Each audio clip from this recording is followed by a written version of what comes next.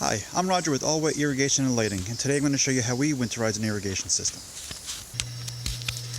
The first thing that we do is go downstairs and turn off the water supply for the sprinklers. It's a little dark down here, but we go and turn off the ball valve. And we always label it so you know that it's off for the winter and there's no chance of water to pass through. The next thing we do is turn on a zone.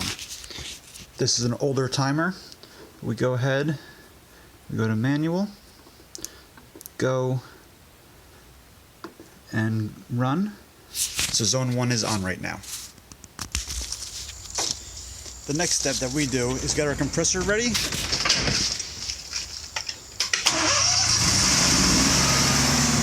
it on and get hooked up to the main line. Now that I drag the air hose all the way to the main line, I hook up my quick connect. There's normally a backflow or a check valve or some sorts of water. I'm going to open it up just to make sure that the water is not on, so there should be nothing coming out. And I connect it, and then I turn on my air hose. With zone 1 on, we should have water coming out until enough air goes through it until we're all clear for the winter. As you can see, there's still a lot of water in zone 1. And it doesn't take too long to get all the air out. Usually a minute and a half, depending on what kind of compressor you use. We put it for about 80 pounds of pressure, which is more than enough.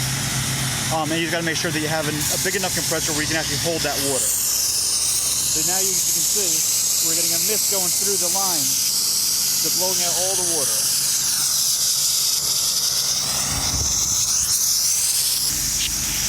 Okay, zone 1 is completely blown out.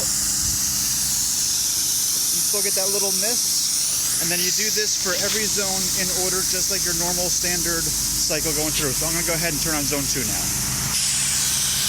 Okay, so I have zone 2 on,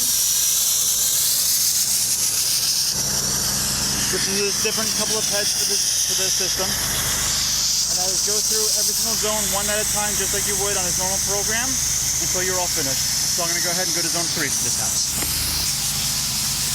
Now I have zone 3 on, which is my last zone for this house. As you can see, this zone is a spray zone. So a little bit more heads on this one.